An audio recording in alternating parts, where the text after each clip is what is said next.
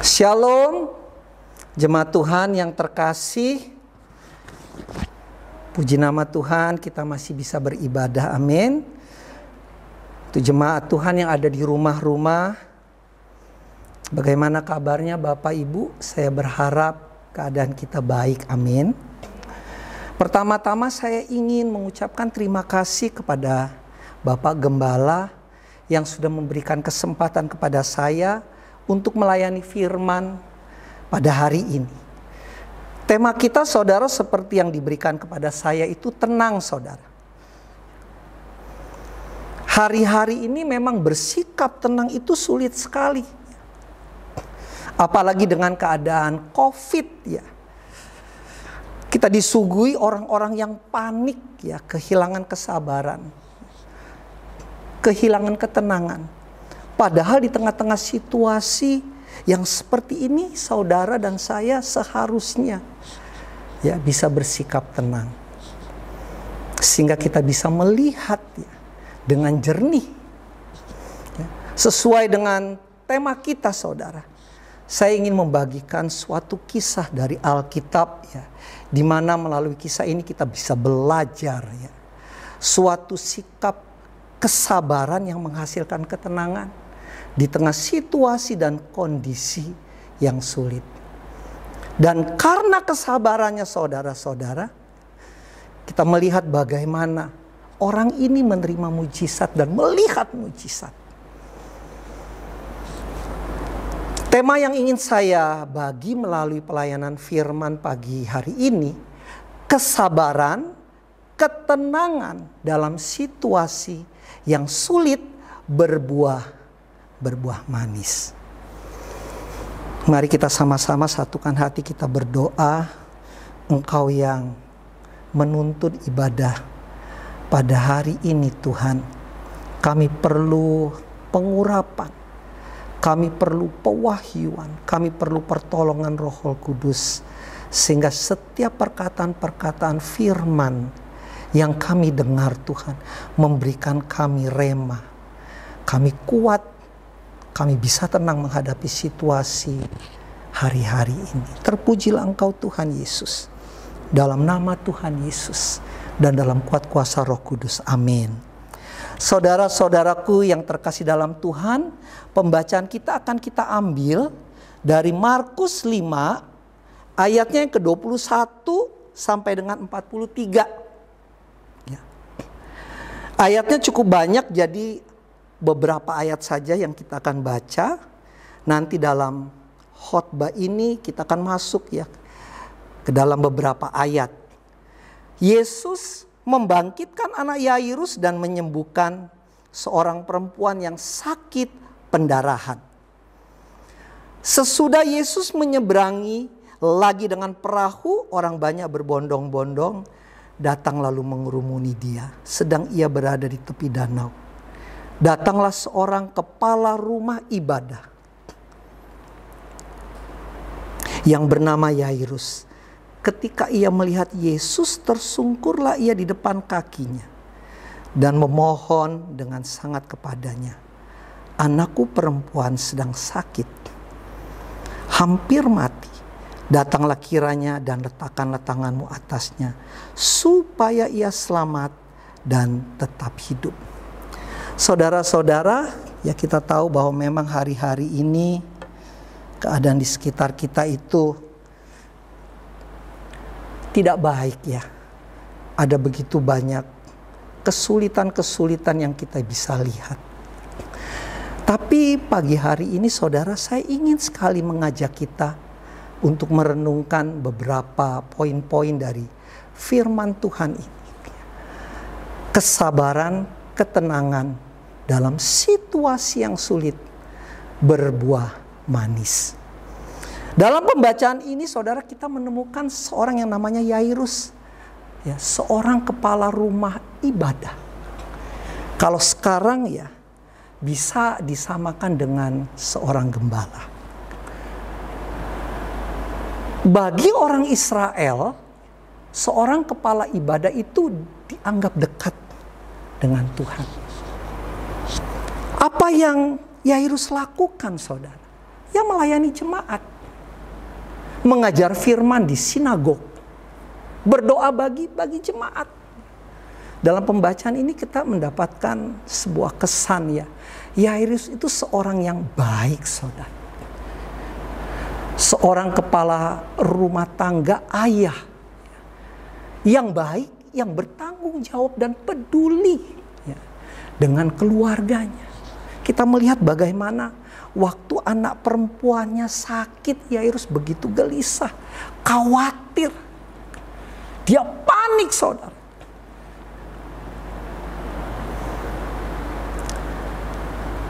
Kalau kita perhatikan, saudara, sekalipun Yairus itu seorang kepala rumah ibadah atau gembala yang dalam tanda kutip, saudara, ya, orang yang dekat dengan Tuhan itu tidak otomatis, saudara, tidak otomatis bahwa dia jauh dari persoalan.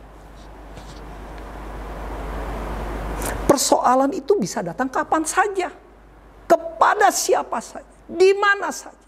Ya. Pendek kata, saudara, masalah persoalan itu tidak pernah pilih-pilih orang. Apakah saudara orang biasa, ya, atau orang yang berpengaruh, ya, punya uang, atau sedang bokeh, nggak peduli, saudara. Apakah saudara orang yang mungkin memiliki pasangan atau orang-orang jomblo, itu juga nggak peduli, saudara. Ya. Kalau dia seorang pedagang, dagangannya lagi sepi, dagangannya lagi rame, nggak peduli. Pendek kata, saudara,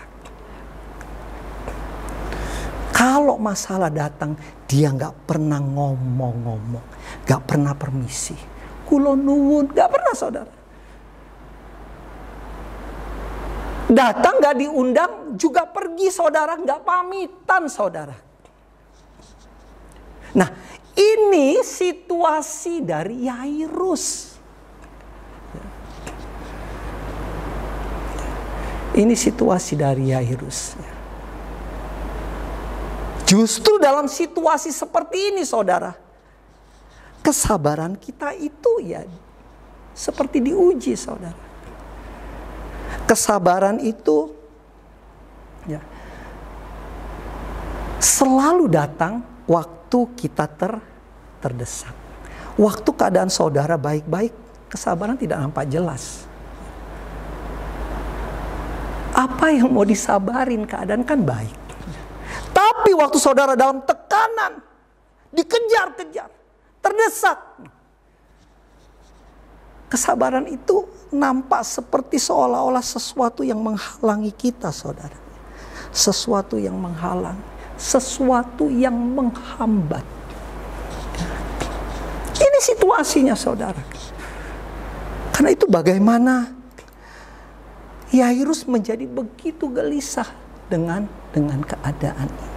Ya, hari-hari ini ya, kita tahu ya keadaan di depan kita masih belum bisa kita mengerti bagaimana, apakah sulit, dan mungkin kita ada di dalamnya. Tapi kita mau belajar dari Yairus ya. Saudara, ada beberapa hal yang saya ingin bagi dari kisah Yairus ini ya. Kesabaran, ketenangan, berbuah manis. Poin yang pertama kita lihat dari ayat yang ke-22, saudara. Ya, di sini dikatakan begini, datanglah seorang kepala rumah ibadah yang bernama Yairus. Ketika ia melihat Yesus, tersungkurlah ia di depan kakinya. Poin yang pertama, saudara, membuat keputusan. Yairus membuat keputusan, saudara. Keputusannya itu bukan biasa-biasa, tapi keputusan besar. Keputusan besar yang seperti apa yang Yairus buat? Yairus tersungkur. Dalam Matius 9 ayat yang ke-18 dikatakan begini, Yairus menyembah.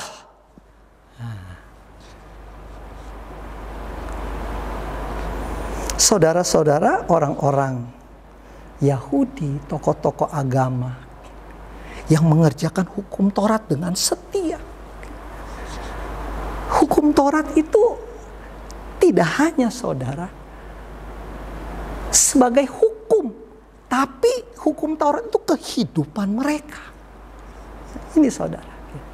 Kehidupan mereka saudara. Nah, hukum Taurat berkata, kalau saudara lihat dalam Keluaran 20 ayat 3 sampai 5. Ini bahasa saya. Ayatnya yang ketiga sampai dengan keempat. Jangan ada padamu ilah lain dalam berbagai bentuk di hadapanku.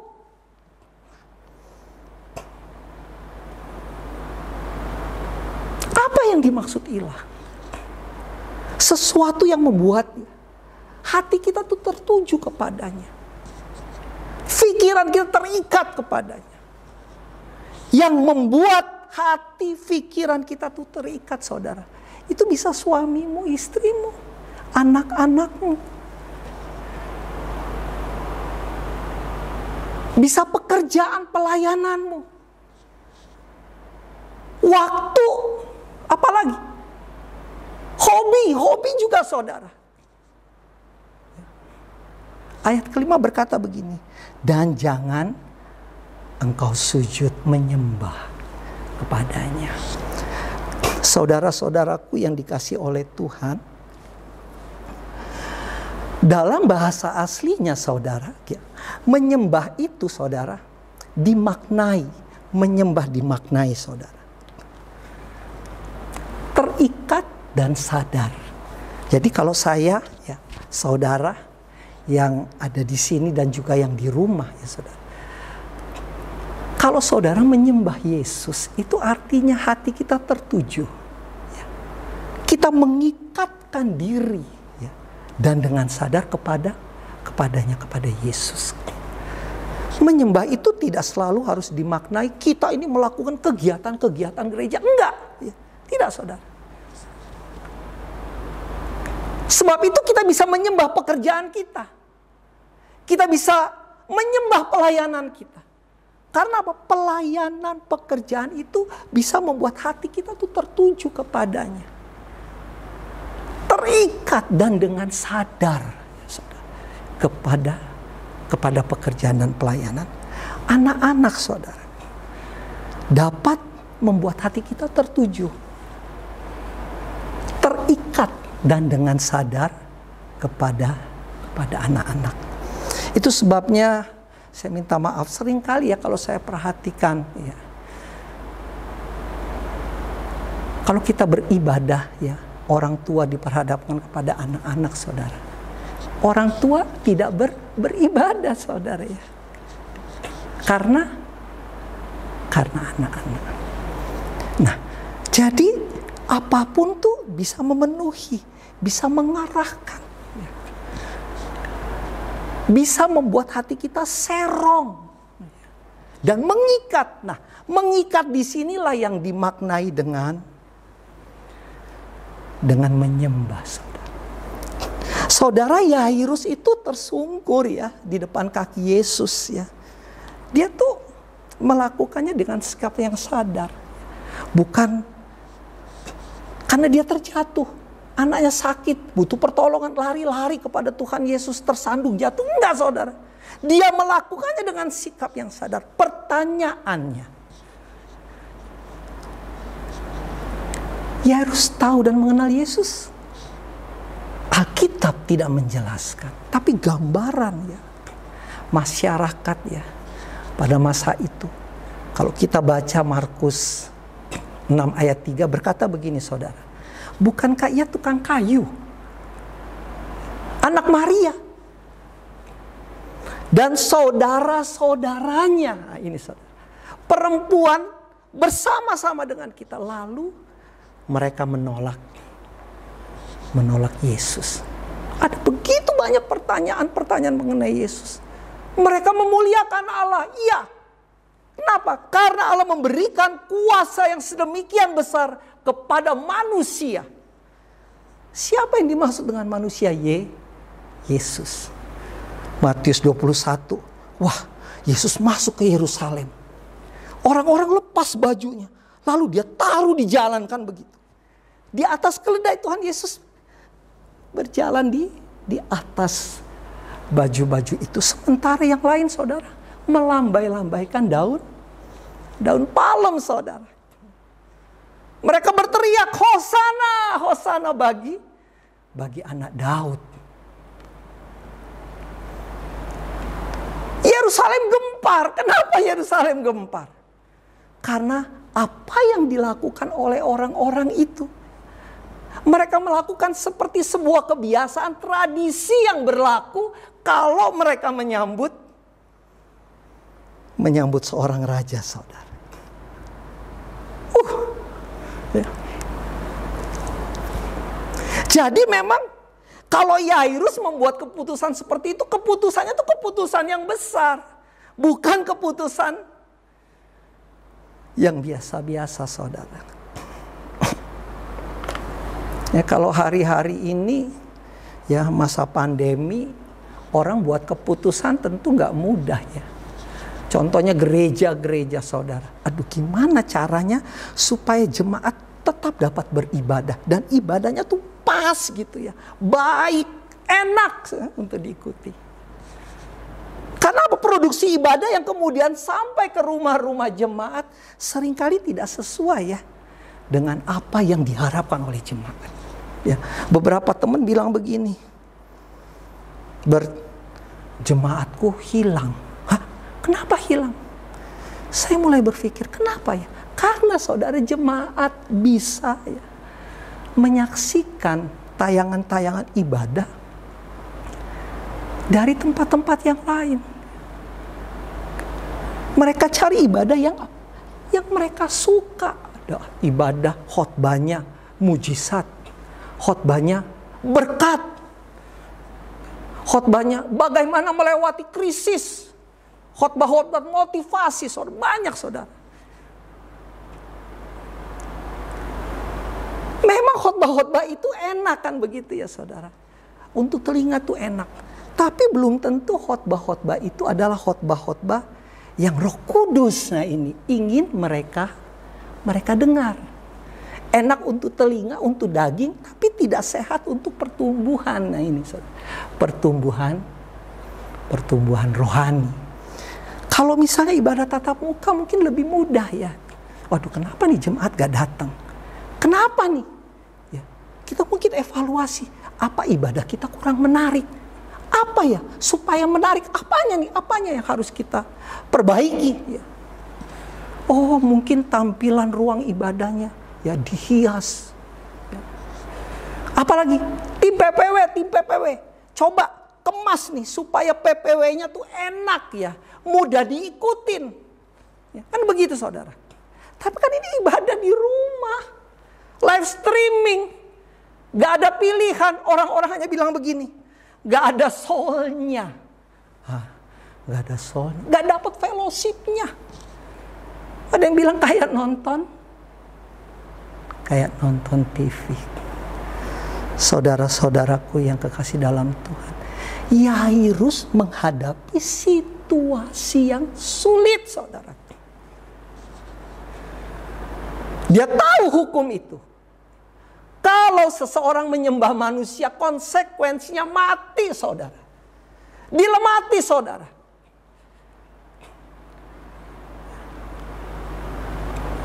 Statusnya sebagai kepala rumah ibadah itu berkelas. Berkelas, saudara. Tapi statusnya itu pula yang disorot, saudara. Tapi begini, saudara, Yairus mengambil resiko itu. Dia datang kepada Tuhan. Dia lepaskan atributnya, saudara. Dia letakkan di bawah kaki Yesus. Ibadah mungkin yang saudara saksikan ya. Kadang-kadang aduh, kok gak enak ya. Gak sesuai dengan hadirat saudara dan saya. Tapi begini, saudara, saya mau katakan begini. Kalau saudara tetap mengikuti ibadah-ibadah gereja lokalmu, itu keren, saudara. Itu berkelas, saudara. Itu sebuah keputusan yang besar, saudara. Tetap setia, saudara. Itu keputusan yang besar.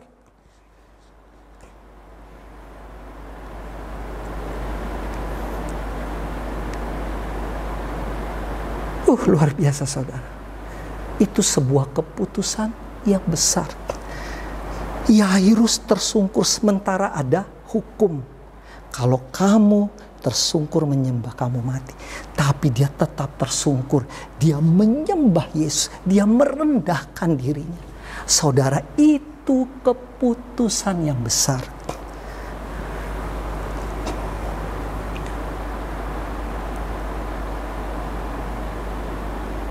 Yairus ambil resiko itu. Dia datang kepada Yesus. Dia libatkan Yesus dalam keputusannya. Dia menguatkan hatinya. Allah berkata kepada Yesus, "Wah, hambaku Musa sudah mati. Sudah mati, sekarang seberangi sungai Yordan. Seberangi. Meluap Tuhan. Lagi banjir Tuhan. Seberangi."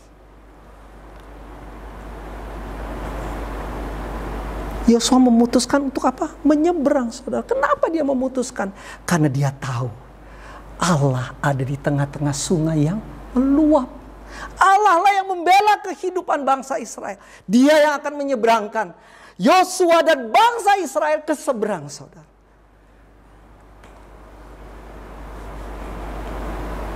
Saudara-saudaraku yang kekasih, kuatkan dan teguhkan hati saudara. Datang kepada Tuhan. Mari sama-sama kita lewati pandemi persoalan kita. Pandemi pergumulan kita. Pandemi kekhawatiran, ketakutan, kepanikan kita. Bersama dengan Yesus. Poin yang pertama, membuat keputusan melibatkan Tuhan. Poin yang kedua, saudara. Kita akan lihat ya, di sini ayatnya yang ke-24, saudara. Poin yang kedua, saudara. Ayatnya yang ke-24. Di sana dikatakan begini. Lalu pergilah Yesus dengan orang itu. Orang banyak berbondong-bondong mengikuti dia dan berdesak-desakan di dekatnya. Lalu pergilah Yesus, saudara. Pergilah Yesus dengan orang itu. Pertanyaannya, orang itu siapa? Orang itu Yairus, saudara. Mau kemana Yairus dan Yesus? Mau ke rumah Yairus. Saudara-saudara, tapi di sini ya, kita perhatikan di sini. Waktu Yairus dan Yesus sedang berjalan. Yairus dan Yesus sedang berjalan. Pergi menuju rumah Yairus. Ayat 27 dan 28 di sana dikatakan tiba-tiba ada seorang perempuan. Dia menjamah, dia menyentuh Yesus. Nah, saudara, apa yang dilakukan oleh perempuan itu? Itu menghentikan langkah kaki Yesus. Padahal waktu itu krusial untuk Yairus. Penting. Kenapa? Karena Yairus sedang membutuhkan pertolongan Tuhan. Dia ingin Tuhan Yesus segera sampai, saudara, ke rumahnya. Anaknya sakit dan hampir mati.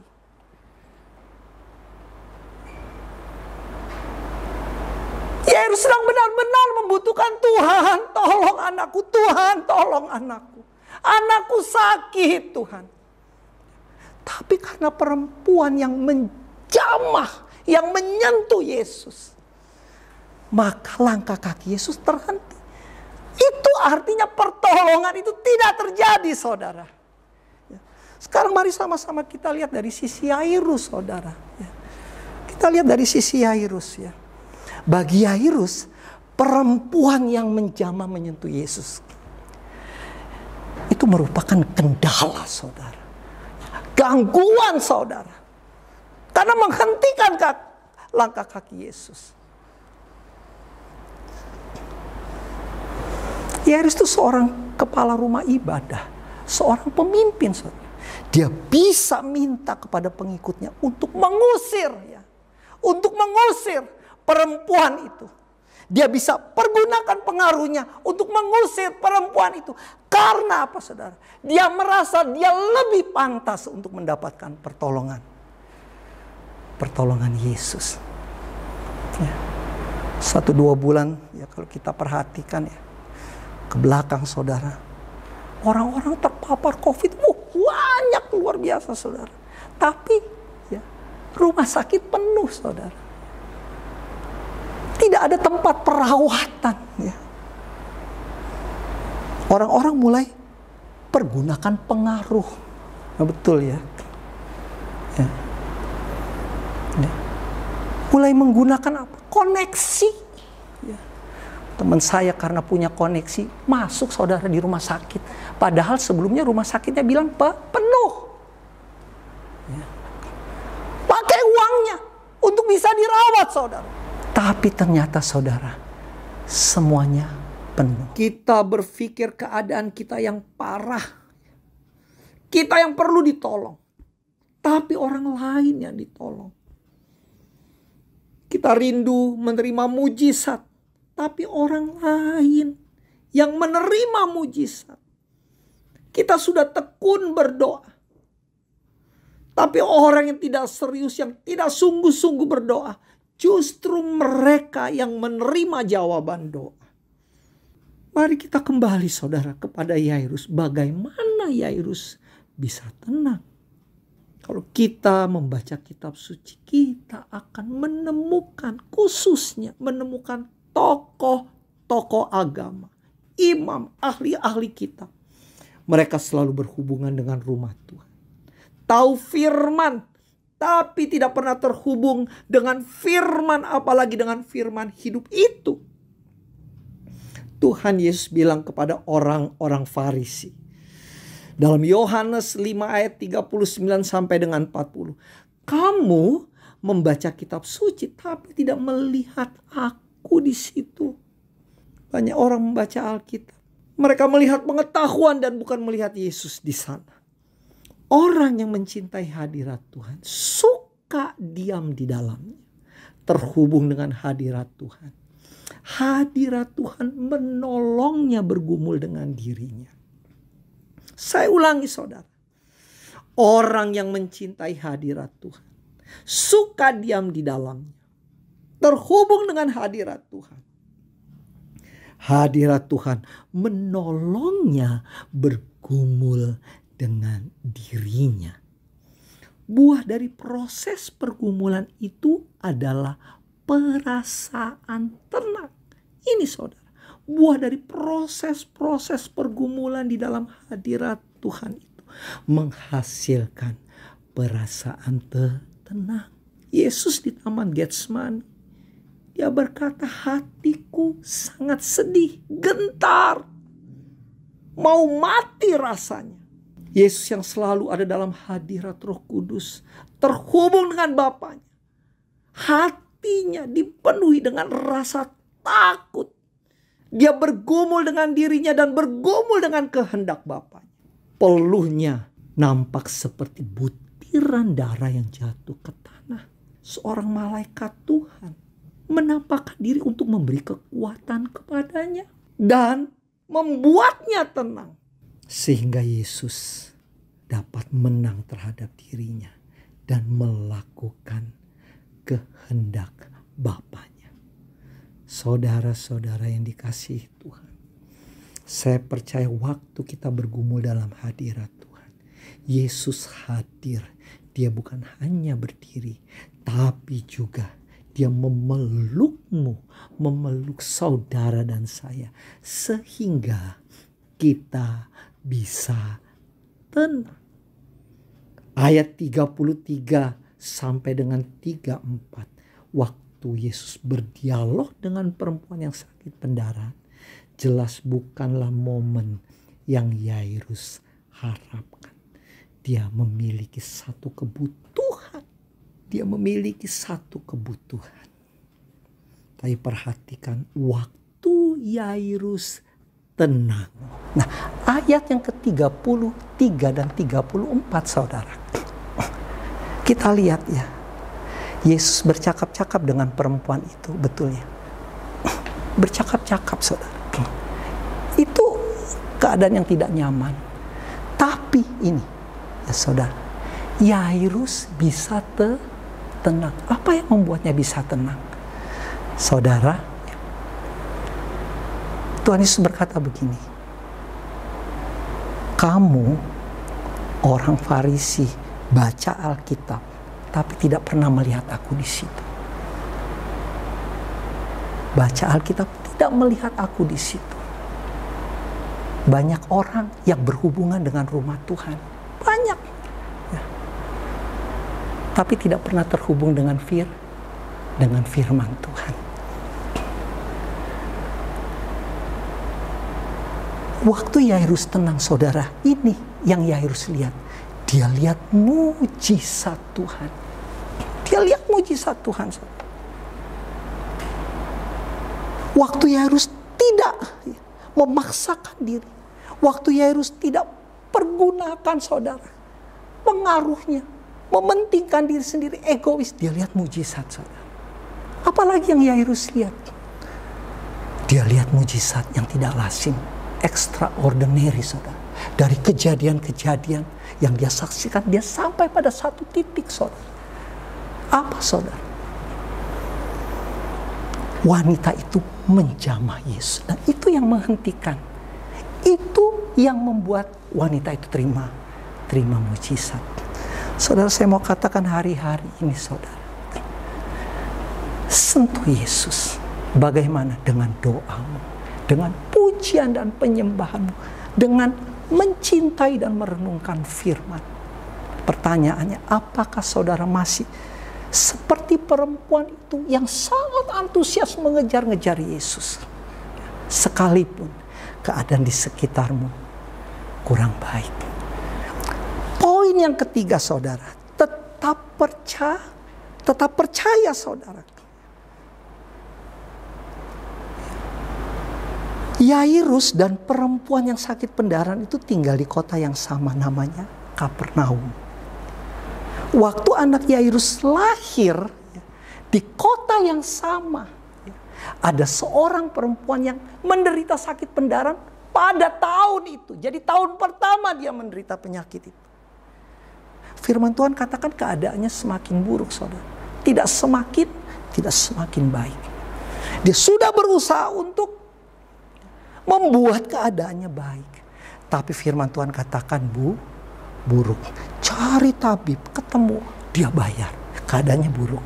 Cari tabib, bayar, keadaannya buruk. Berlangsung lama, saudara, bertahun-tahun dia. Berlangsung lama, bertahun-tahun. Bahkan sampai apa yang dipunyainya habis, saudara. Saudaraku yang kekasih dalam Tuhan. Sementara itu keadaan anak Yairus ya bertumbuh dengan baik, saudara. Tapi ini titik baliknya, saudara. Ya. Ayat yang ke-35. Ya. Salah seorang dari keluarga Yairus datang, saudara, dan berkata, anakku sudah mati. Ini titik baliknya, saudara. Pada waktu usia 12 tahun, saudara, anak ini sakit lalu kemudian mati. Tapi perempuan ini, saudara, perempuan ini bertemu dengan Yesus dan menerima mujizat, yaitu kehidupan, saudara. Yesus pernah berniat memang betul datang ke rumah Yairus. Tapi itu waktu anak Yairus masih hidup, sekarang sudah mati, saudara. Ada firman, ada janji, ada doa orang-orang yang berdoa, keadaan buruk, Pak, ini gimana? Saya kehilangan pekerjaan, usaha saya mati. Tuhan Yesus datang, saudara, kepada Yairus. Jangan takut, percaya saja. Jangan takut, percaya saja. Jangan takut, percaya saja.